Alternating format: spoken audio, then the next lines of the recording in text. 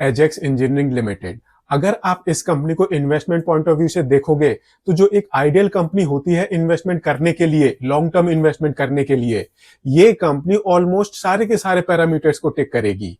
I mean strong products हैं, सनसाइनिंग sector में ये कंपनी ऑपरेट करती है, काफी अच्छे इस कंपनी के फाइनेंशियल्स हैं, प्रोडक्ट्स भी काफी यूनिक हैं, रेवेन्यू में भी काफी अच्छी ग्रोथ है। तो फिर क्वेश्चन आता है दैट अगर कंपनी इतनी ही अच्छी है तो फिर जो इस कंपनी के एग्जिस्टिंग शेयर होल्डर्स हैं वो इस कंपनी के अंदर से अपनी हिस्सेदारी क्यों बेचकर बाहर निकल रहे हैं।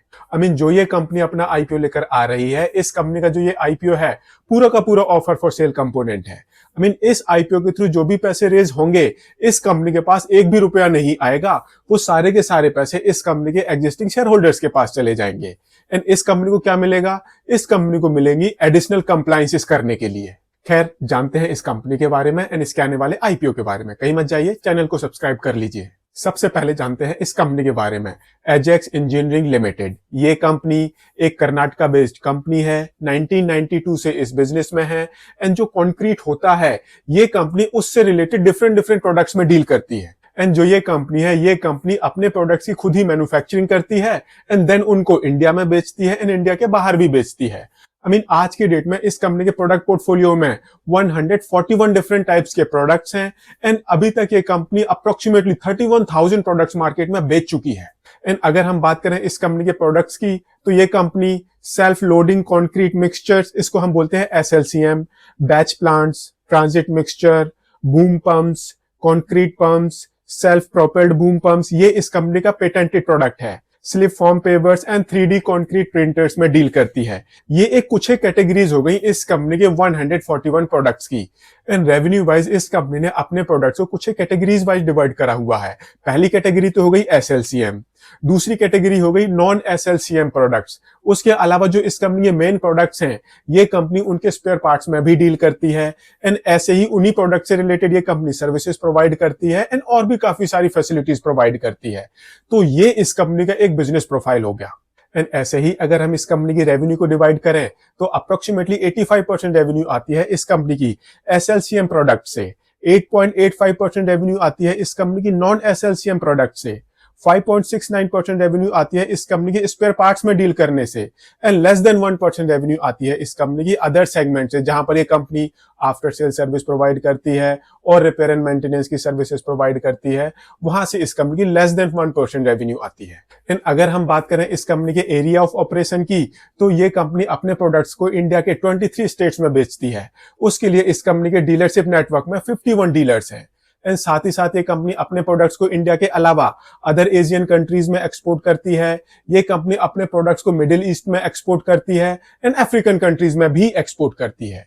एंड अगर हम बात करें इस कंपनी के बिजनेस ग्रोथ की तो जहां से इस कंपनी की सबसे ज्यादा रेवेन्यू आती है SLCM प्रोडक्ट से, वहां पर मोर देन 50% की CAGR से ग्रोथ आ रही है। एंड ऐसे ही अगर हम इस कंपनी के प्रोडक्ट क्वालिटी की बात करें तो मोर देन 50% रेवेन्यू इस कंपनी की उन डीलर से आती है जिनके साथ इस कंपनी का 5 इयर्स या फिर उससे ज्यादा का ट्रैक रिकॉर्ड है। माइंड इट, ये कंपनी इंडिया के अंदर मोर देन 30 इयर्स से है, मोर देन 32 इयर्स से है। सो ये इस कंपनी का एक ओवरऑल बिजनेस प्रोफाइल हो गया।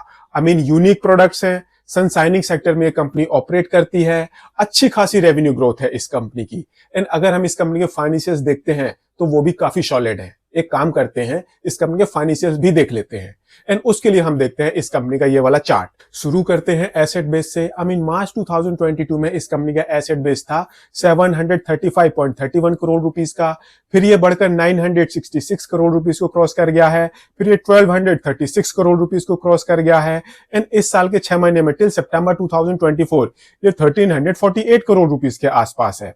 स्ट्रॉन्ग ग्रोथ देखने को मिल रही है एसेट बेस में। आप रेवेन्यू देखो, मार्च 2022 में कंपनी की रेवेन्यू थी 772 करोड़ रुपीस की, फिर ये 1172 करोड़ रुपीस को क्रॉस कर गई है। मार्च 2024 में कंपनी की रेवेन्यू ये 1780 करोड़ रुपीस को क्रॉस कर गई है एंड इस साल के 6 महीने में इस कंपनी की जो रेवेन्यू है ये 794 करोड़ रुपीस की है।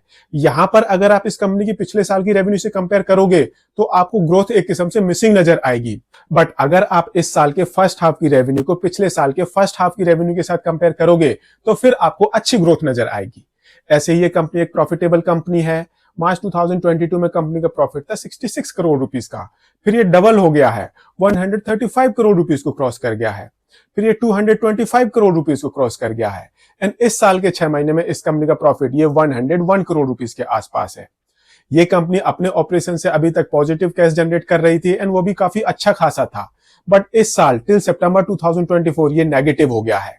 एंड माइंड इट, ये कंपनी एक डेट फ्री कंपनी भी बन चुकी है एंड करंट में ये कंपनी 26.71% के ग्रॉस मार्जिन पर ऑपरेट कर रही है, 15.82% के एबिटा मार्जिन पर ऑपरेट कर रही है, 12.65% की इस कंपनी के पैट मार्जिन हैं एंड 32.82% की इस कंपनी की रिटर्न ऑन कैपिटल एम्प्लॉयड है। तो जो इस कंपनी के फाइनेंशियल्स हैं वो काफी जबरदस्त पिक्चर बताते हैं इस कंपनी के बारे में, एंड यही रीजन है दैट ये कंपनी अपना आईपीओ लेकर आ रही है 7,196.19 करोड़ रुपीस की वैल्यूएशन पर, एंड जो इस कंपनी का इशू साइज है ये है 1,269.35 करोड़ रुपीस का। मैंने पहले ही बताया था ये पूरा का पूरा फ्रेश इशू कंपोनेंट है। 599 रुपीज से 629 रुपीज का प्राइस बैंड है, 23 शेयर्स का लॉट साइज है, एंड जो इस हिसाब से आपकी मिनिमम इन्वेस्टमेंट होगी ये होगी 14,467 करोड़ रुपीस की।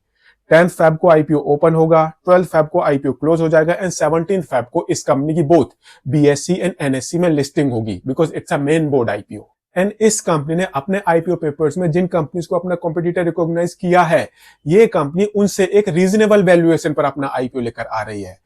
तो एक किस्म से इस कंपनी ने अपने आईपीओ के लिए एक लिस्टिंग गेन का स्कोप थोड़ा सा छोड़ा है, या फिर ऐसा भी हो सकता है दैट करंट में जो आईपीओ मार्केट है उसके एक किस्म से डायनेमिक्स चेंज हो चुके हैं। अब आईपीओ को सब्सक्रिप्शन तो ठीक ठाक मिल जाता है, बट काफी सारे आईपीओ की रिसेंट में डिस्काउंट में लिस्टिंग हुई है। तो मे बी ये भी एक केस हो सकता है ये कंपनी अपना आईपीओ एक रीजनेबल वैल्यूएशन पर लेकर आ रही है एंड इस कंपनी ने लिस्टिंग गेन के लिए थोड़ा सा स्कोप छोड़ा है।